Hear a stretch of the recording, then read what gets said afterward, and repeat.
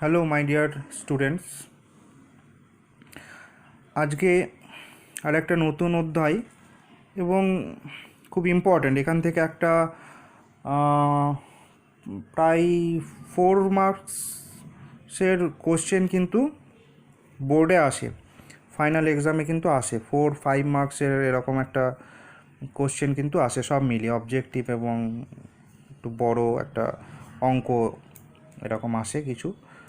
তো একটা ছোট্ট চ্যাপ্টার, কিছু বেসিক জিনিস জানলে এটা থেকে কিন্তু ফুল মার্কসটা তুলে নেওয়া যাবে। হ্যাঁ, অনেকে এটা অ্যাভয়েড করার চেষ্টা করে, ঠিক আছে। রাসায়নিক গণনা, চ্যাপ্টার 3 বা কেমিক্যাল ক্যালকুলেশনস আমরা বলতে পারি, ঠিক আছে। তো এটা পড়তে গেলে কিছু বেসিক জিনিস, আমি এটা একটা তৈরি করলাম একটু আগেই তোমাদের জন্য। কিছু বেসিক জিনিস জানতে হবে। সেই বেসিক জিনিসগুলোকে খুব প্রাথমিক কিছু তথ্য জানলেই আমরা এখান থেকে যে প্রবলেমটা দেবে পরীক্ষাতে আমরা কিন্তু সহজেই করতে পারবো। আর আমরা প্রথম ভিডিওতে বেসিক জিনিসগুলোই আলোচনা করব এবং দ্বিতীয় ভিডিওতে আমরা কিছু প্রবলেম করব, প্রবলেম মানে কিছু অঙ্ক করব, ঠিক আছে। তো দেখা যাক কি প্রাথমিক কোন কোন জিনিসগুলো জানলে আমরা খুব সহজেই এই অধ্যায় থেকে পুরো নাম্বারটাই আমরা তুলে নিতে পারবো বা আমরা খুব সহজেই অধ্যায়টা বুঝতে পারবো, সেটার দিকে আমরা আস্তে আস্তে এগোই। প্রথমে আমরা খুব ছোট্ট করে জেনে নেব ভরের সংরক্ষণ সূত্র। আমরা এগুলো ক্লাস 9-এ বা এর আগের অনেক ক্লাসেও আমরা কিন্তু এগুলো অল্প বিস্তর জেনে এসেছি। ভরের সংরক্ষণ সূত্র মানে হচ্ছে, এই যে আমি একটা বিক্রিয়া এখানে লিখেছি, একটা রাসায়নিক বিক্রিয়া। এগুলো ক্লাস 7-8 থেকে আমরা জানি রাসায়নিক বিক্রিয়া কাকে বলে, এগুলো এখন আর বলবো না। রাসায়নিক বিক্রিয়া হচ্ছে দুটো পদার্থকে যদি আমরা মেশাই তাহলে এক বা একাধিক নতুন পদার্থ যদি তৈরি হয় সেটাকে আমরা বলি রাসায়নিক বিক্রিয়া। এগুলো নিচু ক্লাসে আমরা কিন্তু পড়েছি। তাহলে এখানে এ আর বি দুটো পদার্থ, দুটো যৌগ হতে পারে, দুটো মৌল হতে পারে, যাই হোক, এদেরকে আমরা বিক্রিয়া করার ফলে নতুন পদার্থ তৈরি হয়েছে সি আর ডি। ভরের সংরক্ষণ সূত্র বলছে এ আর বি এর যা ভর হবে, মোট যা ভর হবে, সি আর ডি এর মোট ভর কিন্তু তাই হবে। মানে এর ভর যদি হয় M1, বি এর ভর যদি হয় M2, সি এর ভর যদি হয় M3, ডি এর ভর যদি হয় M4, তাহলে আমরা কিন্তু এখান থেকে বলতে পারি M1 প্লাস M2 সমান হয়ে যাবে M3 প্লাস M4। মানে এ আর বি এর মোট ভর আর সি আর ডি এর মোট ভর সবসময় সমান হবে। এটা হচ্ছে ভরের সংরক্ষণ সূত্র। অর্থাৎ এ আর বি হচ্ছে বিক্রিয়ক পদার্থ, এগুলো হচ্ছে বিক্রিয়ক পদার্থ। এ আর বি এই দুটোই হচ্ছে বিক্রিয়ক পদার্থ, এগুলো আস্তে আস্তে আমরা। আর সি আর ডি আমরা এগুলোকে বলবো বিক্রিয়া জাত পদার্থ, প্রোডাক্ট বলে, ইংরেজিতে বলে প্রোডাক্ট। আর বিক্রিয়ক পদার্থকে ইংরেজিতে বলা হয় রিয়াক্ট্যান্টস, ঠিক আছে। যারা ইংরেজিতে পড়তে চাও তারাও কিন্তু সহজেই বুঝতে পেরে যাবে। তাহলে রিয়াক্ট্যান্টস বা বিক্রিয়ক পদার্থের মোট ভর আর প্রোডাক্টস বা বিক্রিয়াজাত পদার্থের মোট ভর সবসময় সমান থাকবে, এটাই ভরের সংরক্ষণ সূত্র বলছে। ভরের সংরক্ষণ সূত্রটি প্রবর্তন করেছিলেন বিজ্ঞানী ল্যাভয়েশিয়ে, ঠিক আছে। এটা মাথায় রাখবে, অনেক সময় অবজেক্টিভ প্রশ্ন দিতে পারে, সেই জন্য আমি এটা লিখেছি। এরপরে দেখো আছে ভর ও শক্তির তুল্যতা সমীকরণ। ভর ও শক্তির তুল্যতা সমীকরণটা হচ্ছে ই সমান M C square, E equal to M C square. E হচ্ছে মানে ভর সবসময়, ভরের অ্যাকচুয়ালি ভরের সংরক্ষণ সূত্র থেকেই আমরা বলতে পারি ভরের কোনো বিনাশ হয় না, মানে ভরকে শেষ করা যায় না। আমরা হয়তো কয়লাকে পুড়িয়ে দিচ্ছি, তোমরা বলবে স্যার তাহলে কয়লার ভর তো কমে যাচ্ছে, ছাই হয়ে যাচ্ছে, কিন্তু না, ভর সবসময় শক্তিতে রূপান্তরিত হয়ে যায়। ভর সবসময় শক্তিতে রূপান্তরিত হয়ে যায়। সমপরিমাণ ভর থেকে আমরা কিন্তু একটা শক্তি সবসময় পাবো, সেই শক্তিটা কিন্তু আমাদের এনভায়রনমেন্টের ভেতরে, আমাদের নেচারেই কিন্তু শক্তিটা রয়ে যাবে, তাহলে ভরের বিনাশ হয় না। এটা কি এখান থেকে একটা সমীকরণ বিজ্ঞানী আইনস্টাইন, উনি একটা সমীকরণ বিখ্যাত, যার জন্য উনি বিখ্যাত, সেই সমীকরণটাকে বলা হচ্ছে ই সমান এমসি স্কোয়ার। এখানে ই হচ্ছে যে শক্তিটা তৈরি হচ্ছে ভর থেকে, আর এম হচ্ছে ভর, এম হচ্ছে ভর। কোনো পদার্থকে যদি আমরা, কোনো পদার্থের ভরকে আমরা যদি, ধরো বললাম না, কয়লাকে আমরা যদি পুড়িয়ে দিই, বার্ন করি, তাহলে কয়লাটা পোড়ানোর ফলে কিন্তু শক্তি তৈরি হবে, ঠিক আছে? এবং কতটা পরিমাণ ভর থেকে কতটা পরিমাণ শক্তি তৈরি হবে, সেই সমীকরণটাকে বলা হচ্ছে ভর ও শক্তির তুল্যতা সমীকরণ। ই সমান এমসি স্কোয়ার। সি হচ্ছে আলোর বেগ, সি হচ্ছে আলোর বেগ, সি হচ্ছে আলোর বেগ। এখনও অবধি এটাই নাকি সর্বোচ্চ বেগ, মানে এটাই হচ্ছে সব থেকে বেশি বেগ। এর থেকে বেশি বেগ পৌঁছানো এখনও অবধি সম্ভব হয়নি, ঠিক আছে? এর মান হচ্ছে 3 × 10⁸ মিটার পার সেকেন্ড স্কোয়ার।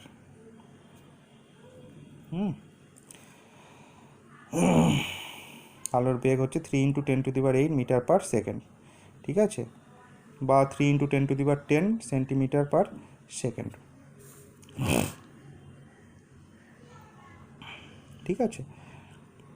তাহলে এখান থেকে আমরা বলতে পারবো কতটা পরিমাণ ভর থেকে কতটা পরিমাণ শক্তি তৈরি হবে, সেটা আমরা কিন্তু সহজেই বলতে পারবো। যদি 10 গ্রাম যদি বলে ভর থেকে কত পরিমাণ শক্তি তৈরি হবে, তাহলে আমি এখানে লিখব 10 × 3 × 10⁻10। আমি দেখে নেবো গ্রাম আছে তো, তাহলে এখানেও আমাকে, এটা হচ্ছে এসআই পদ্ধতিতে, আর 3 × 10⁻10 এটা হবে সিজিএস পদ্ধতিতে, সেন্টিমিটার। তাহলে এখানে 3 × 10⁻10 × 10 হয়ে যাবে। 10 গ্রাম ভর থেকে যদি বলি কি পরিমাণ শক্তি তৈরি হবে, তাহলে হবে ই সমান 10 × 3 × 10⁻10। তার মানে 3 × 10⁻11 শক্তির একক কি?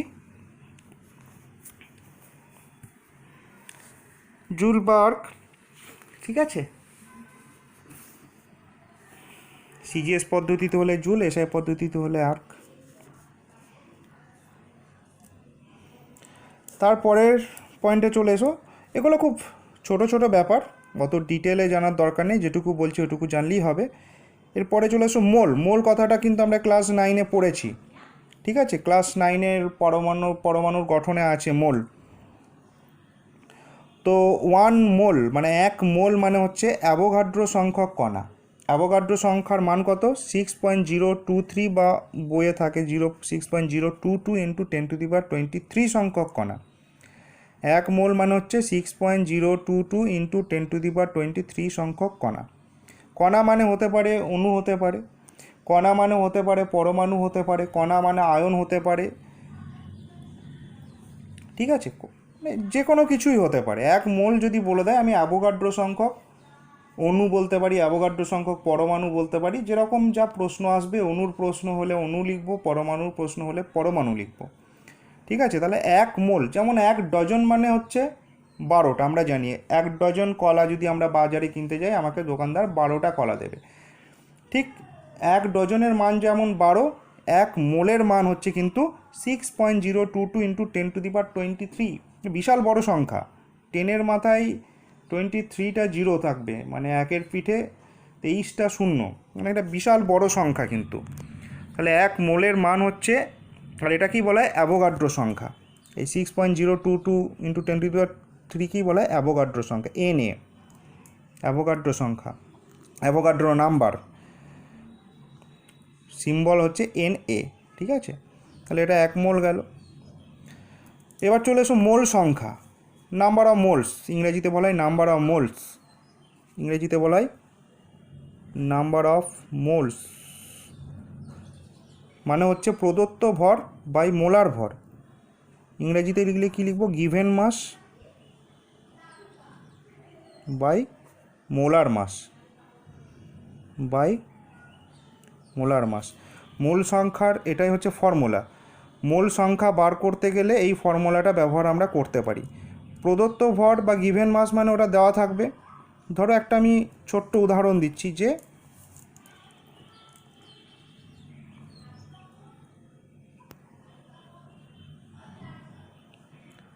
একটা এক্সাম্পল দিচ্ছি আমি নিচে 4 নম্বরের। ধরো বলা হলো 68 গ্রাম কার্বন ডাইঅক্সাইডের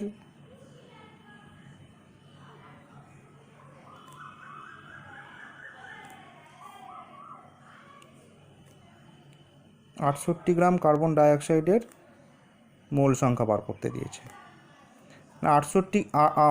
88 গ্রাম কার্বন ডাইঅক্সাইডে কত মোল কার্বন ডাইঅক্সাইড আছে বা কতগুলো কার্বন ডাইঅক্সাইডের অণু আছে, ঠিক আছে, কতগুলো কার্বন ডাইঅক্সাইডের অণু আছে, মানে 88 গ্রাম কার্বন ডাইঅক্সাইডের মোল সংখ্যা সমান হবে প্রদত্ত মাস মানে হচ্ছে 88, given mass 88 by molar mass. Carbon ডাইঅক্সাইডের মোলার মাস কী করে বার করব আমরা?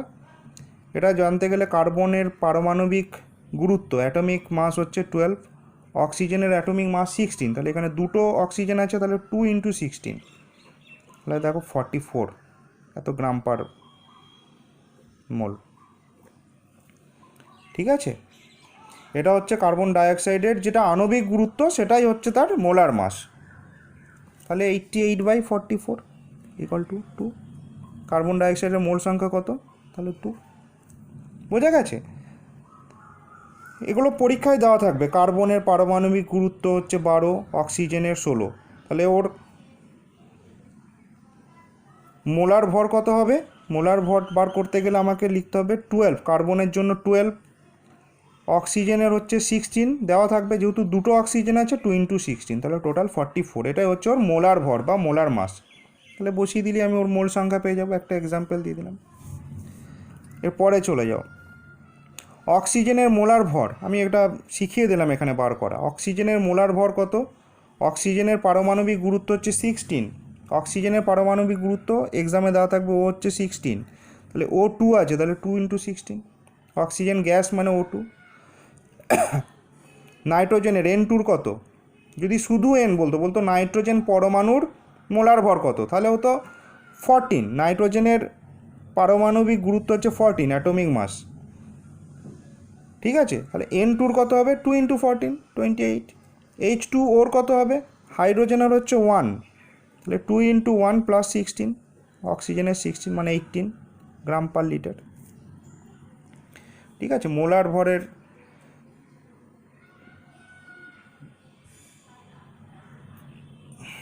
গ্রাম পার মোল, নট লিটার, গ্রাম পার মোল। ঠিক আছে, CO2 কত হবে?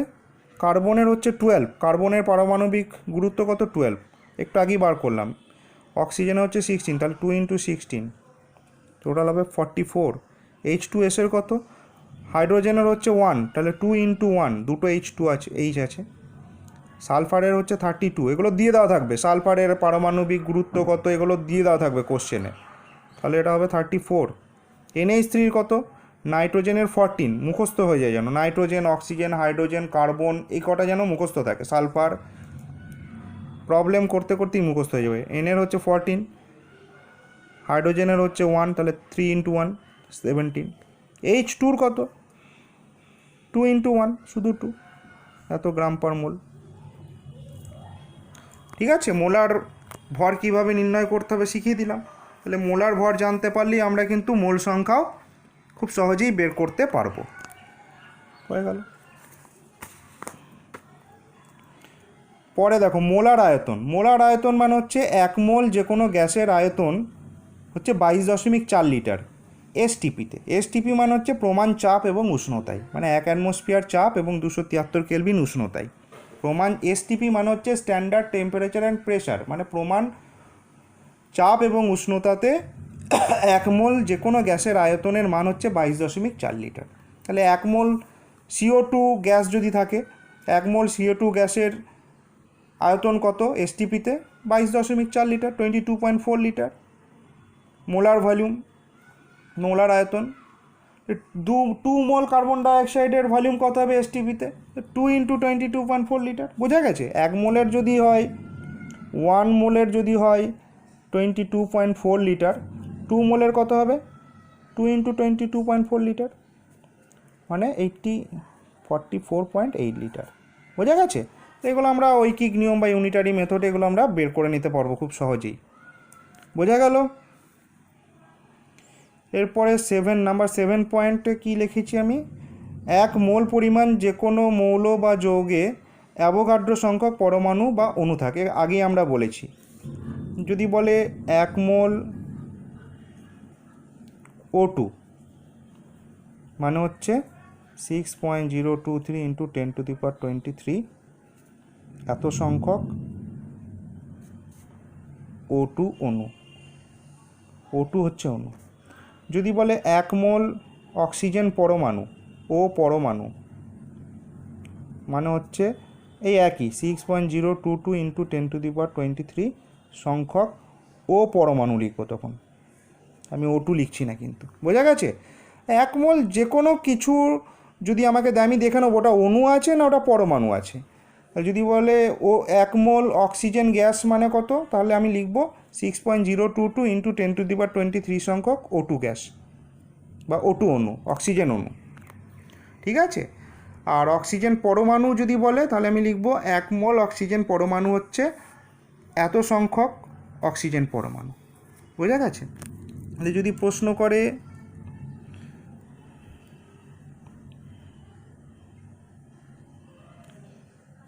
একটি O2-তে কত সংখ্যক 1 মোল, যদি বলে 1 মোল O2 গ্যাসে কত সংখ্যক ও পরমাণু আছে, কি বললাম? যদি বলে 1 মোল O2 গ্যাসে কত সংখ্যক অক্সিজেন পরমাণু আছে, বলো। দেখো, একটা অক্সিজেন অণুতে কটা অক্সিজেন পরমাণু আছে? 2টো। বোঝা গেছে? একটা অক্সিজেন অণুতে একটা অক্সিজেন অণুতে O2 তো 2টো অক্সিজেন পরমাণু নিয়ে একটা অক্সিজেন অণু তৈরি হয়েছে। তাহলে একটা অণুতে 2টো অক্সিজেন পরমাণু আছে। ঠিক আছে?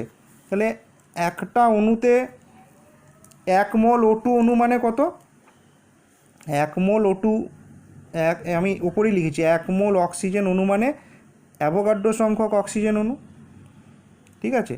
তাহলে একটা অণুতে যদি 2টো থাকে, তাহলে এতগুলো অণুতে কটা থাকবে? × 2। বোঝা গেল? আমি কি বললাম? একটা O2-তে কটা অক্সিজেন পরমাণু? 2টো। তাহলে 1 মোল অক্সিজেন পরমাণুতে কতগুলো অক্সিজেন পরমাণু থাকবে? 1 মোল অক্সিজেন গ্যাসে কতগুলো অক্সিজেন পরমাণু থাকবে? আমি দেখব 1 মোল অক্সিজেন মানে হচ্ছে অক্সিজেন গ্যাস মানে হচ্ছে অ্যাভোগাড্রো সংখ্যক O2 অণু। ঠিক আছে? আর একটা অণুতে 2টো আছে, তাহলে এতগুলো অণুতে কটা থাকবে? 2 × 6.0। এইভাবে বার করতে হবে অণু থেকে তাহলে এটা 12.44 এরকম একটা কিছু হবে।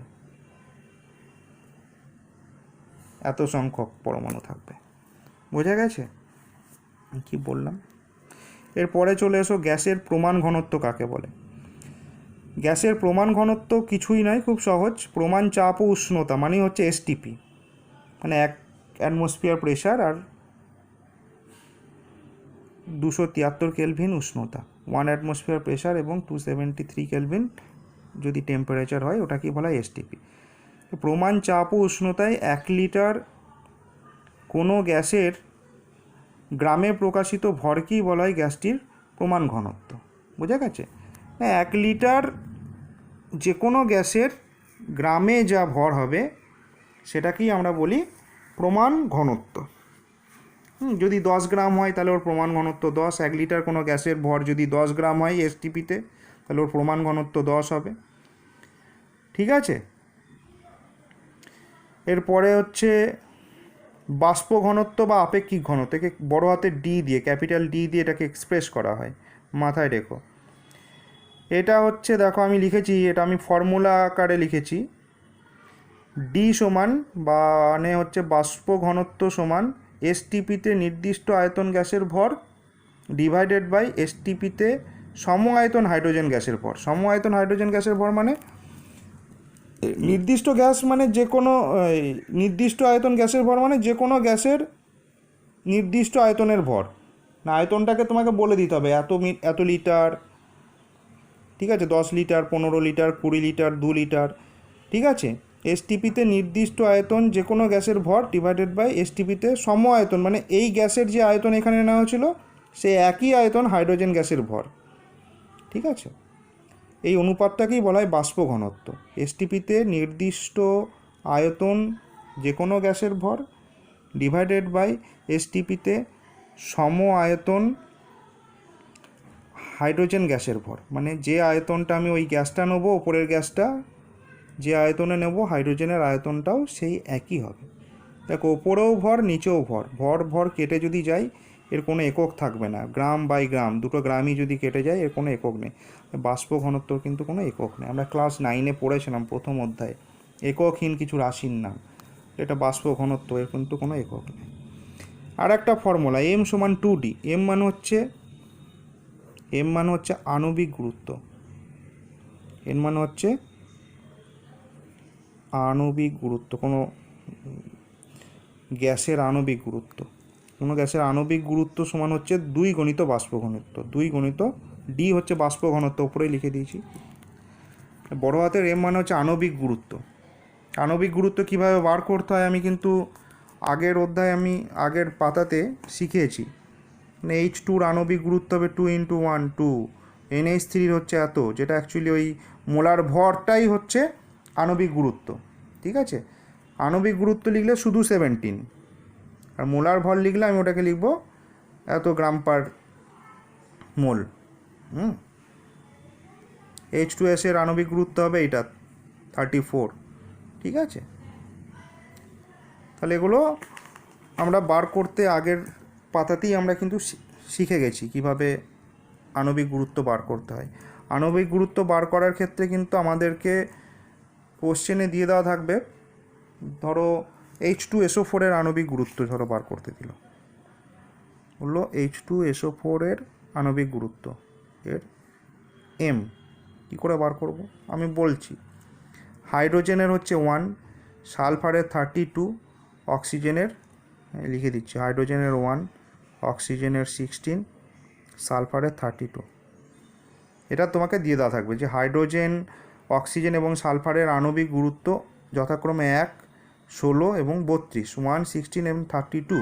তাহলে H2SO4 এর আণবিক গুরুত্ব কী করে বার করব? হাইড্রোজেনের তো 1, কিন্তু দুটো হাইড্রোজেন আছে, তাহলে 2 × 1। সালফার একটাই আছে 32, অক্সিজেন 4টে আছে, তার মানে 4, যটা থাকবে সেটা আগে লিখে নেবে, ইন্টু 16, দেখাবে 98, ঠিক আছে, 98 হবে। তাহলে আমরা H2SO4 এর বাষ্প ঘনত্ব পেয়ে যাব সহজেই। অ্যাকচুয়ালি গ্যাসের ক্ষেত্রে এটা প্রযোজ্য। আমি শিখিয়ে দিলাম কি করে বার করতে হয়। CO2 আমরা জেনেছি CO2 গ্যাসের বাষ্প ঘনত্ব কত। দেখো না, CO2টা গ্যাস, কার্বনের 12, তাহলে 12, অক্সিজেনের 2 × 16, 44, কার্বন ডাইঅক্সাইডের বাষ্প ঘনত্ব 44। তাহলে দেখো কার্বন ডাইঅক্সাইডের আণবিক গুরুত্ব হচ্ছে 44। তাহলে কার্বন ডাইঅক্সাইডের বাষ্প ঘনত্ব কত হবে? আমি ফর্মুলাটা বসাই, M = 2D। এম হচ্ছে কত? এম হচ্ছে 44, কার্বন ডাইঅক্সাইডের আণবিক গুরুত্ব তো M = 2 × D। আমাকে ডিটা বার করতে হবে, তাহলে ডি সমান হবে 44/2, 22। বোঝা গেছে? এরকম প্রশ্ন কিন্তু দেবে, এবারও এসছিল মাধ্যমিকে। তাহলে আণবিক গুরুত্ব যদি গ্যাসের আমি জানতে পারি, বাষ্প ঘনত্ব সহজেই পেয়ে যাব। বা বাষ্প ঘনত্ব যদি দেওয়া থাকে, আণবিক গুরুত্ব এই ফর্মুলা থেকে আমরা কিন্তু সহজেই বের করতে পারবো।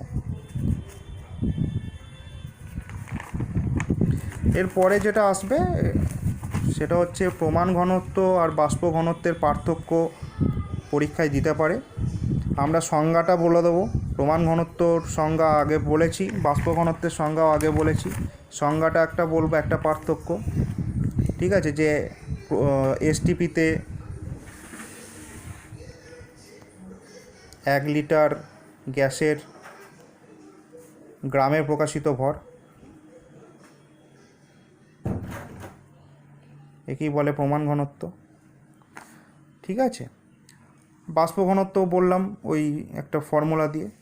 প্রমাণ ঘনত্বের একক হচ্ছে গ্রাম পার লিটার,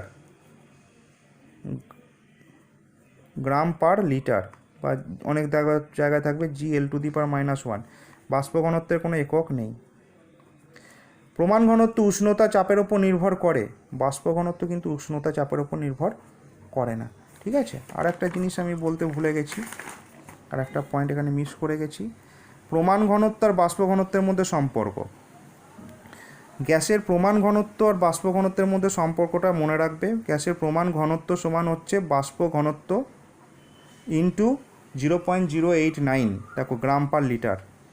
ঠিক আছে, 0.089, এটা হচ্ছে ওই এসটিপিতে 1 লিটার হাইড্রোজেনের বা এসটিপিতে হাইড্রোজেনের বাষ্প ঘনত্বই হচ্ছে 0.089।